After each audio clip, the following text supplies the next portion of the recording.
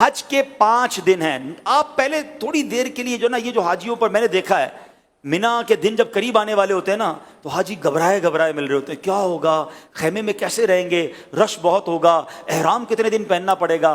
حج کے دن قریب آئیں تو ٹینشن میں نہیں خوشی میں اضافہ ہونا چاہیے. سب سے پہلی بات, بہت بڑا ٹینشن ریلیز آپ کا یہ کر دیتا ہوں کہ احرام آپ نے 5 دن نہیں صرف 2.25 دن باندھنا ہے.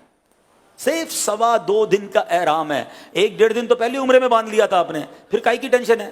پہلے میں نے کہہ دیا احرام فرینڈلی ہو جاؤ, اور حج میں میکسیمم 2.5 دن کا احرام ہے, کوئی 5 دن کا احرام نہیں ہے. ٹھیک ہے, تو آدھا ٹینشن تو ویسے ریلیز ہو گیا ہوگا. اب آ جاؤ حج کے 5 دن کیا کیا ہیں.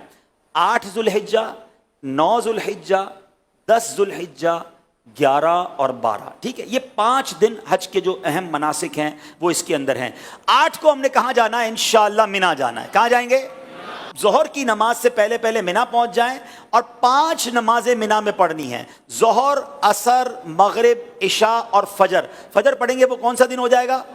ویری گڈ, کون سا دن ہو جائے گا؟ 9 کا دن. 8 کی ظہر سے لے کر 9 کی فجر تک ہم نے مینا میں رہنا ہے.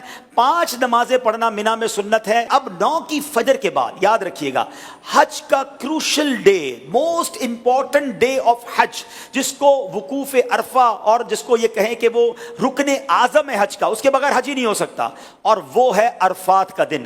اور اب یہ دن آ گیا ہے 9 ذوالحجہ, یہ یوم عرفہ کہلاتا ہے. اب حاجی کو جانا ہے عرفات کے میدان میں. جو 9 ذوالحجہ کا دن ہے وہ پورا دن ہم نے کہاں گزارنا ہے؟ عرفات میں. یہ خاص دن ہے. جیسے ہی ظہر کا وقت شروع ہوگا, سبحان اللہ, ظہر کا وقت شروع ہوا اور جتنے لوگ وہاں پر عرفات میں موجود ہیں احرام کی نیت کے ساتھ, وہ سارے کے سارے حاجی ہو گئے. ہاں, ایک لمحہ بھی کسی نے ظہر کا وقت شروع ہونے کے بعد سے لے کر اگلے دن صبح صادق سے پہلے عرفات میں گزار لیا, وہ حاجی ہو گیا. ہاں, لیکن جو صبح چلا گیا ہے یا ظہر کے وقت سے پہلے گیا یا ظہر کے بعد بھی گیا, وہ غروب آفتاب سے پہلے باہر نہیں نکل سکتا. یہ بڑا مسئلہ ہے کہ بعض اوقات ہوتا یہ کہ دوپہر 3-4 بجے سے بعض خیمے والے کہتے چلو بھائی مزدلفہ چلنا ہے. نہیں, مغرب کا وقت ہو گیا, اب آپ آ جائیں گے مزدلفہ. یہ جو رات ہے, اللہ اکبر, بعض علماء فرماتے ہیں کہ یہ حاجی کے لیے شب قدر سے افضل رات ہے. یہ بڑی مبارک رات ہے, دعاؤں کی قبولیت کی رات ہے. پتھریلی زمین پر وہ مزہ آتا ہے جو 5 اسٹار ہوٹل کے بیڈ میں مزہ نہیں آتا. اللہ کی رضا کے لیے لوگ زمین پر پڑے ہوئے ہوتے ہیں. تو بہرحال یہ رات وہاں گزاریں گے. اب آ گیا 10 کی صبح. پاکستان میں 10 تاریخ کو ہم کیا کرتے ہیں؟ قربانی کرتے ہیں نا. حج کا دن ہوتا ہے, عید کا دن ہوتا ہے نا, آج ہی بڑی زبردست عید مناتا ہے. 10 تاریخ کو پہلا کام ہم نے کرنا ہے کہ ہم نے رمی کرنی ہے. ہم نے شیطان کو کنکریاں مارنی ہیں, اس کے بعد قربانی کرنی ہے, اس کے بعد حلق کرنا ہے. یہ 3 کاموں کی ترتیب یاد رکھیے گا. پہلے کیا کرنی ہے؟ رمی کرنی ہے, پھر اس کے بعد قربانی کرنی ہے, اس کے بعد حلق کرنا ہے. آپ احرام سے فارغ ہو گئے.